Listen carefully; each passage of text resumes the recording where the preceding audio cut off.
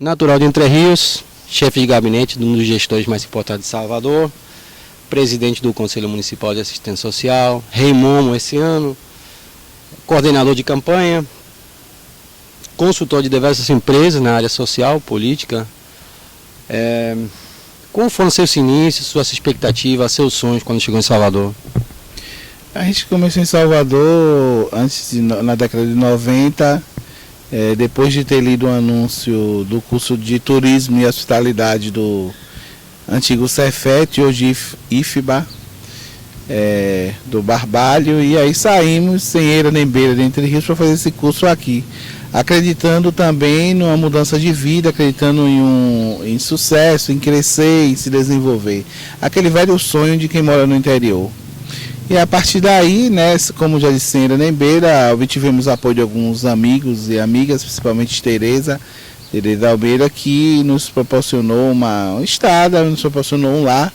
E aí foram vários bairros, né, várias situações, até chegarmos numa segurança, tanto de vida quanto de estabilidade profissional.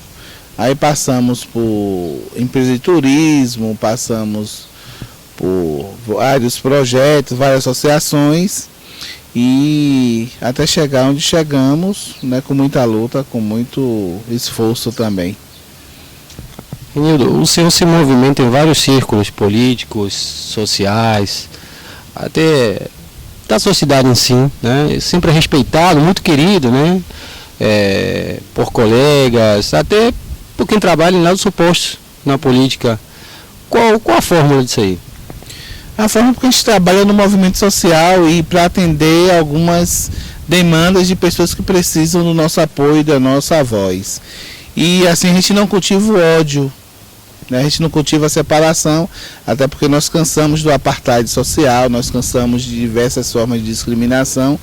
Então não poderia estar dividindo nem me separando de lidar principalmente com a gestão pública, porque nós precisamos nos colocar lado a lado dessa gestão para que a gente possa obter sucesso, para que a gente possa obter resultados práticos, especialmente para quem precisa. Nós temos ideologia, né? Nós queremos que haja uma situação, um estado, um país que seja direcionado a quem mais precisa, óbvio, mas isso não quer dizer que eu não possa dialogar com alguns outros setores, nem possa, em determinada ação, como sou conselheiro, por exemplo, estar lado a lado com o poder público em conselhos, e aí poder construir com as pessoas que lá estão representando esse poder público, políticas e situações que levem melhorias para a população. Então é por isso que a gente costuma dialogar bastante e principalmente não cultivar o ódio ou não fazer de qualquer ideologia um entrave, um obstáculo nessa condução de vida, principalmente de vida pública ou de projetos. Esse ano teve campanha para Rei Momo, o senhor foi eleito. Foram praticamente 22 mil votos, mais de 22 mil votos pela internet. Um fato inédito até para essa mídia conservadora, soteropolitana, até a classe política. Me conta um pouquinho como foi esse processo, como começou essa ideia. A ideia começou com o Padre Alfredo, que lançou no Facebook, de uma forma muito engraçada que eu nem esperava, e aí no último dia eu me inscrevi.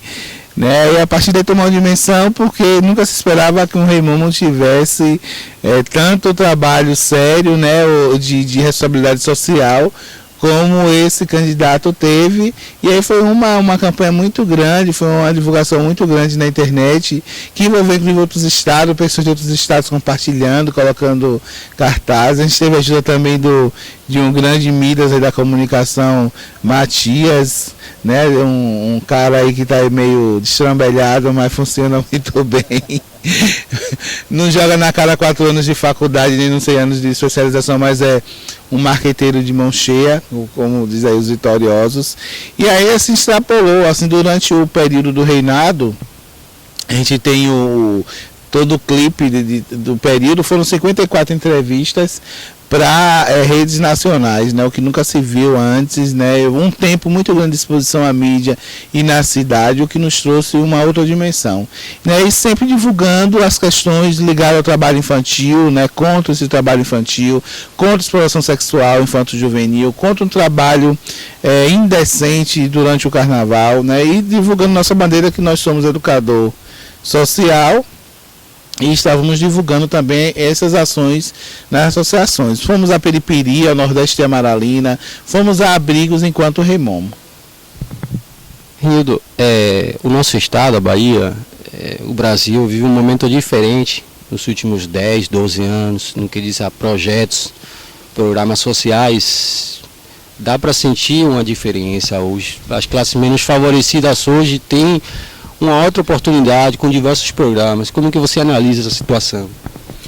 Assim, a gente analisa com um alívio, um suspiro de alívio, porque a gente consegue identificar vários exemplos, inclusive eu próprio, de melhorias e de avanços sociais que a gente não identificava antes desses 12 anos. Mesmo que a gente tenha críticas a algumas questões de direitos humanos, de segurança ou de outros setores do nosso estado, do nosso país, a gente não deve deixar de reconhecer os grandes avanços que nós tivemos, especialmente com o público que eu trabalho mais diretamente, que são pessoas que estavam abaixo da linha de pobreza ou que estão, de certa forma, precisando de apoio que não tinham até então, que não eram sequer ouvidas ou escutadas da forma que a gente consegue ouvir e escutar hoje e dar alguns encaminhamentos. Então a gente fica assim, muito tranquilo em reconhecer que esses últimos 12 anos foram de avanços e que a gente confia que vai continuar esse avanço, vai ter uma continuidade, né, independente de qualquer resultado agora em outubro eleitoral, mas a gente sabe que esses 12 anos foram 12 anos que nos trouxeram muitos avanços, especialmente para nós que vivemos na sociedade civil, em relação a melhorias com uma população e aos segmentos mais excluídos ou que tinham menos assistência. Em relação à política, justamente, é uma área muito criticada hoje em dia, né? As pessoas criticam, apontam o dedo, tiram crédito dos gestores, dizendo que todo mundo é igual, que todo mundo é inoperante, todo mundo pratica irregularidades. Qual seria o recado para aquele cidadão que está descrente realmente do momento atual? Qual o recado para ele entrar na política, seja como apoiador, líder comunitário, candidato, sindicalista, ativista? Se nós ficarmos de fora ou se nós não dermos exemplos bons, a gente sempre vai deixar que alguém que tenha característica ou personalidade duvidosa ou que esteja propício a cometer ilícitos, esteja nos lugares de destaque e nos lugares de condução. Então, se a gente acredita que aquele lugar ou que aquela pessoa, a maioria das pessoas que ali estão, cometem crimes e eu não cometo, ou que você não comete, você precisa ocupar esse espaço e partir para lutar para ocupar esse espaço. Só reclamar ou só dizer, só afirmar que a maioria dos políticos, por exemplo, são ladrões ou são corruptos, é muito fácil. O mais difícil é você sair do seu lugar de conforto, sua zona de conforto, e vir lutar para que especialmente você e a sua comunidade tenha melhorias. E isso nós fazemos e damos exemplo aí de participação em conselhos, damos exemplo de luta por dias melhores aí para várias comunidades e vários segmentos.